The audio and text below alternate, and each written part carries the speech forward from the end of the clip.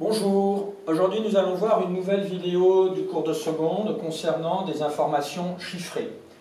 Avec la notion de proportion, on va retrouver aussi des éléments de pourcentage, ce qu'on appelle le taux d'évolution, avec certaines variations et coefficients multiplicateurs, et puis différentes évolutions successives ou réciproques, donc des particularités qui sont entre autres utiles en sciences et entre autres aussi en sciences économiques, mais pas seulement. Donc ça va être la première partie, on va aussi couper la vidéo en deux comme d'autres vidéos.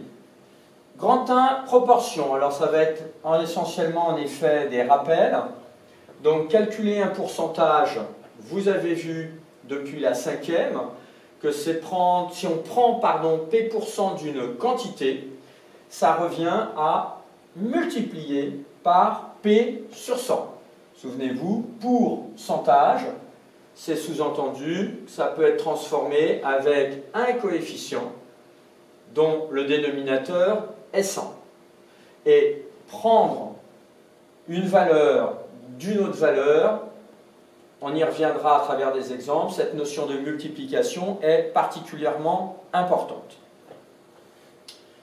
Un trait rouge dans la marge comme d'habitude pour rappeler que c'est important, et là je vais même souligner cette notion de multiplication.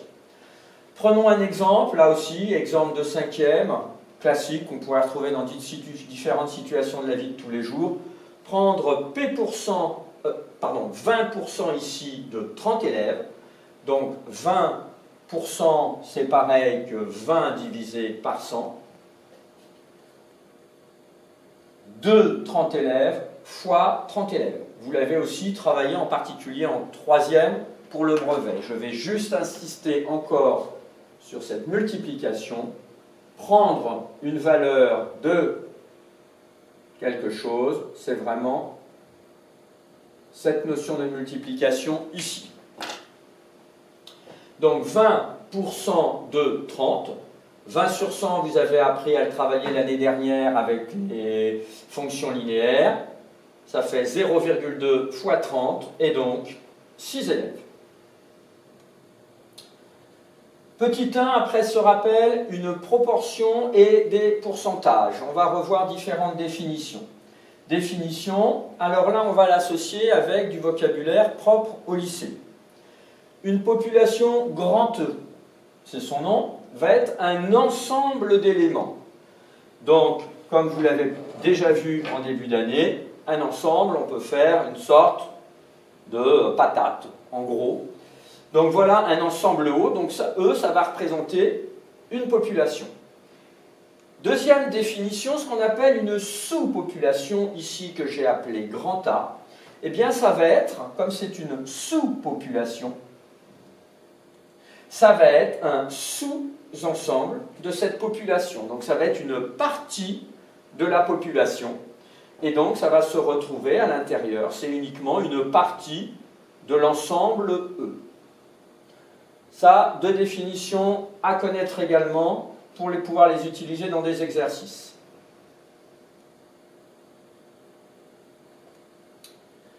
Troisième définition, la proportion d'une sous-population dans une population. On a vu tout à l'heure la sous-population dans une population et on va prendre une proportion.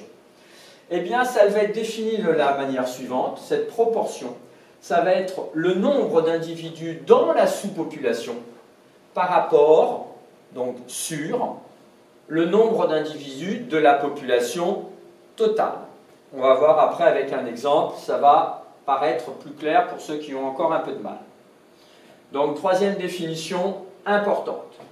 Donc, souvenez-vous, on a la population, on a la sous-population, il y a un effectif N, que j'ai appelé N indice E, c'est son nombre. J'aurais pu l'appeler N1, N2, j'ai mis un petit e comme effectif de cette population. À l'intérieur, on a un certain effectif pour cette sous-population A.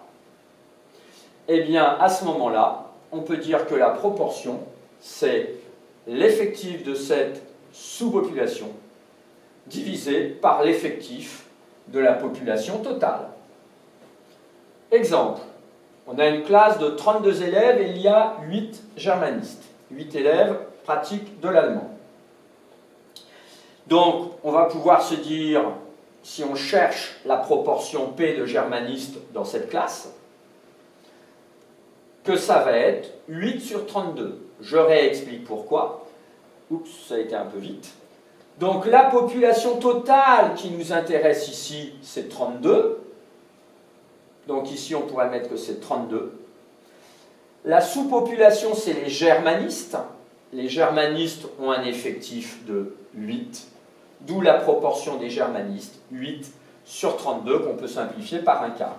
Alors bien sûr, ce type de choses, vous l'avez travaillé depuis la 5e, sauf que là, on utilise un vocabulaire plus technique, un vocabulaire de lycéen. Donc, un quart de la classe sont des germanistes.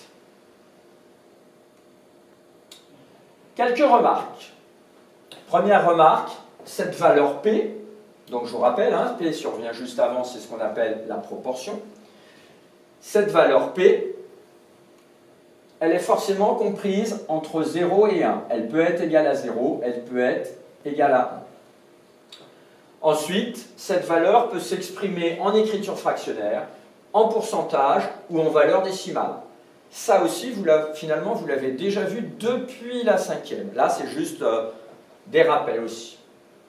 Deux remarques qu'il est bon de connaître parfaitement, ça peut éviter des étourderies. Si vous trouvez 1,2, c'est bizarre. Si vous trouvez une proportion négative, c'est également bizarre, il y a quelque chose qui cloche. Conséquence de cette proportion. Eh bien, si on connaît la proportion P d'une population grand E, dont l'effectif est n indice E, alors l'effectif de la sous-population grand A va être n indice A égale P fois n indice E. Alors ça peut se comprendre, souvenez-vous, on avait vu tout à l'heure P égale n indice A sur n indice E. Si on applique la règle des produits en croix, on retrouve bien NE fois P égale NA fois le dénominateur qui serait ici, c'est sous-entendu comme si c'était sur 1. Donc on retrouve, si vous connaissez bien votre formule précédente, la définition de la proportion, vous pouvez en déduire, c'est bien pour ça qu'on écrit que c'est une conséquence. Voyons un exemple. On a 30 élèves et il y a, cette fois-ci, dans une classe, 20% de latinistes. On peut trouver l'effectif des latinistes. On va faire l'effectif des latinistes, donc de la sous-population, est égal à la proportion, 20 sur 100, qui est aussi un pourcentage, la proportion, fois le nombre d'élèves de la population, les 30 élèves. Donc ça fait 0,2 fois 30 égale 6 élèves. Donc c'est plus un peu de la technique et de l'appropriation de nouveaux vocabulaires. Il faudra pratiquer, bien entendu, avec des exercices. Petit 2, pourcentage de pourcentage. Alors au collège, vous avez utilisé beaucoup de pourcentages, mais pas forcément, souvent, des pourcentages de pourcentage. Peut-être un peu en 3e, si vous aviez un peu de temps, ça dépend de votre progression dans l'année. Propriété, alors c'est une propriété qui se démontre, vous verrez ça sans doute avec votre professeur, là, ce n'est pas l'objet. On va se prendre une population grand E, encore ici, et grand A, une sous-population, en sachant qu'on a une proportion PA, et on va se prendre une autre sous-population, cette fois-ci de A, à l'intérieur, de proportion P indice B. Donc une population, une sous-population, et en fait, en quelque sorte, une sous-population de la sous-population. Eh bien, à ce moment-là, la proportion de B par rapport à A va être égale à P de A fois P de B. Là aussi, ça peut paraître un peu abstrait, on va juste voir un exemple immédiatement. Dans une classe, on nous dit qu'il y a 20% des élèves qui sont latinistes, et parmi ces 20% d'élèves qui font du latin, il y en a 60% d'entre eux qui vont partir faire un voyage à Rome. C'est-à-dire qu'on a une classe. Dans cette classe, on a des latinistes, et dans ces latinistes, on en a un certain nombre qui vont partir à Rome. Eh bien, le pourcentage des élèves de la classe qui sont latinistes et qui vont en même temps partir à Rome va être P2A fois P2B. Donc, P2A, ce sont les élèves latinistes. P2B, ce sont ceux qui partent à Rome. Donc, on va faire 20% fois 60%. Donc, 0... Alors, il y a différents moyens. Vous voyez, j'allais faire 0,2 fois 0,6, mais on peut faire aussi 2 sur 10 fois 6 sur 10. Donc, ça fait au total 12 sur 100, ou bien 12%.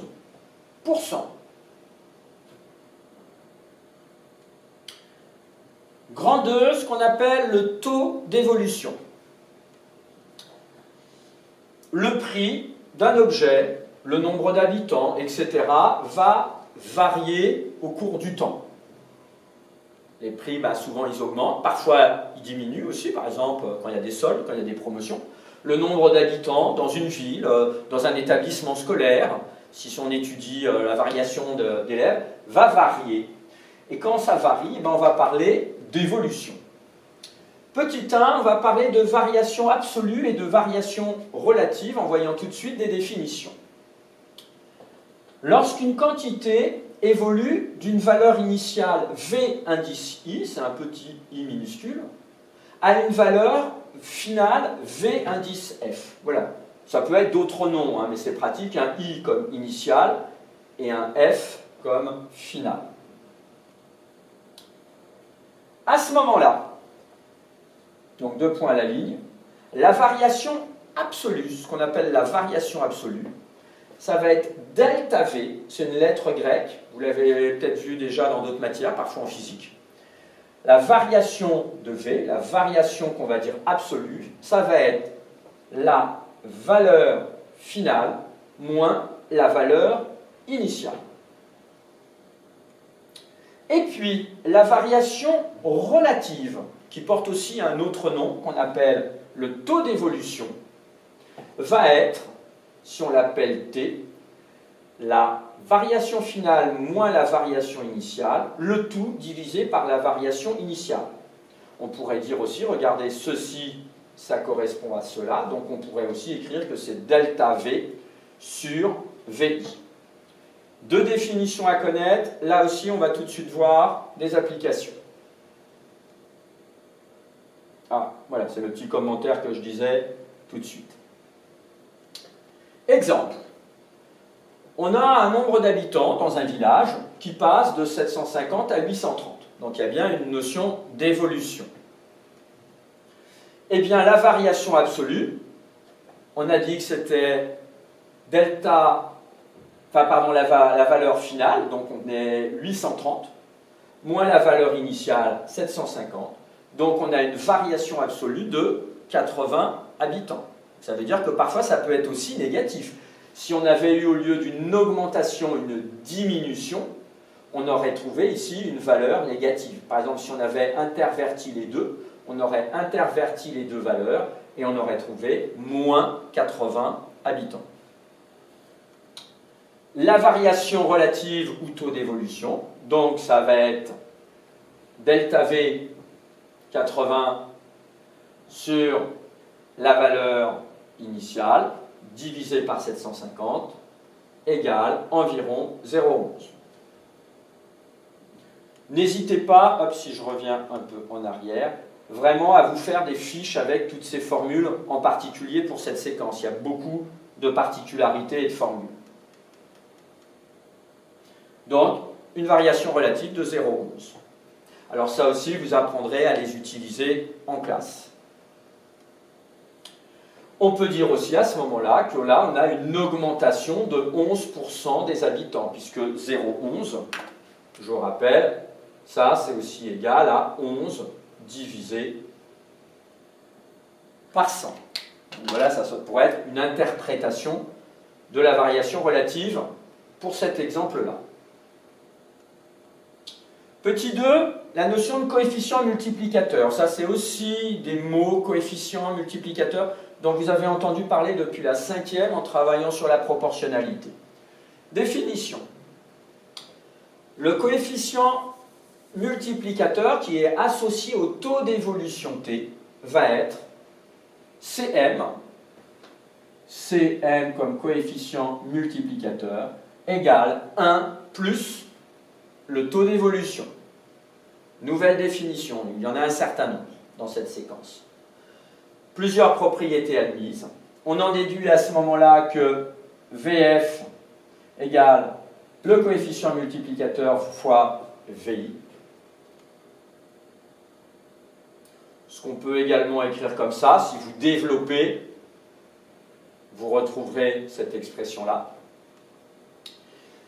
Ensuite, deuxième propriété, pour une baisse, t est négatif et le coefficient multiplicateur va être compris entre 0 et 1. Par contre, pour une augmentation, t va être positif et le coefficient multiplicateur est supérieur à 1. Ça, j'en avais parlé juste avant. Donc, 3 propriétés. Là aussi, il va falloir faire l'effort de mémoriser, donc surtout de pratiquer pour que ça se consolide en mémoire. Remarque, avec quelques rappels de 3e pour les pourcentages, ça peut être pratique. Pour le brevet, vous avez appris qu'une augmentation de P% d'une valeur initiale VI est donnée par la formule, ça a été un peu vite, c'est pas grave, 1 plus P sur 100, le tout fois la valeur initiale, et que si jamais c'est une diminution de P%, on fait 1 moins P sur 100 fois la valeur initiale. Souvenez-vous, si on parlait d'augmentation, c'était plus. Si on parlait de diminution, c'était forcément moins. N'hésitez pas à prendre votre cours de 3e pour ça, ou éventuellement revoir la vidéo que j'ai pu faire pour mes élèves de 3e sur les grandeurs et les pourcentages. Exemple, on va appliquer un pourcentage d'évolution. On a un jogging qui est vendu à 30 € avec une remise de 25%. Calculez son nouveau prix. Ça, vous auriez pu l'avoir au brevet, vous en avez pratiqué l'année dernière. Donc, on va utiliser le vocabulaire et les notations propres à l'année de seconde. À ce moment-là, on a la valeur initiale qui est égale à 30 €. Et le coefficient multiplicateur, c'est le fameux 1 moins, puisque c'est une remise, 25 sur 100.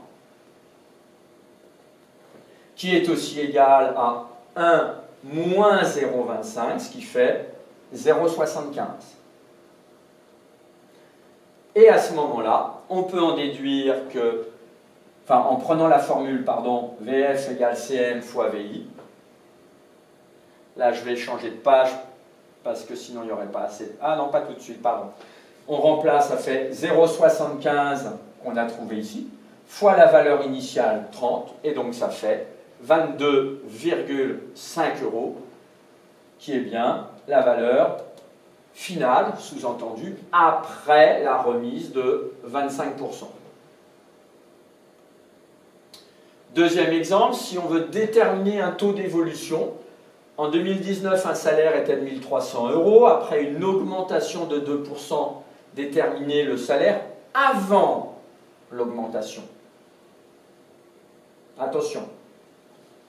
Là, il est de 1 300 € après l'augmentation. Donc, on veut chercher avant. Donc, notre valeur, cette fois-ci, c'est la valeur finale que l'on connaît, sous-entendu après l'augmentation. C'est 1 300 €. Le taux d'évolution, il est de 2%. Et le coefficient d'évolution, Cm, va être 1 plus T sur 100 égale 1 plus 2%, puisque c'est une augmentation, c'est positif. Donc ça nous fait 1,02. Et à ce moment-là, toujours en prenant la même formule, on connaît VF qui vaut 1300, on connaît le coefficient d'évolution, et on cherche la valeur initiale avant l'augmentation. Donc ça veut dire que la valeur initiale égale VF divisé par CM, d'où VI égale 1300 divisé par 1,02. Et si on calcule, ça nous donne 1274 environ, 51 €, qui est bien inférieur, hein, puisque souvenez-vous, on cherche la valeur avant l'augmentation. Ça ne pouvait pas être plus grand. Alors là, on va faire une pause pour cette vidéo, de manière à voir la suite, le grand 3.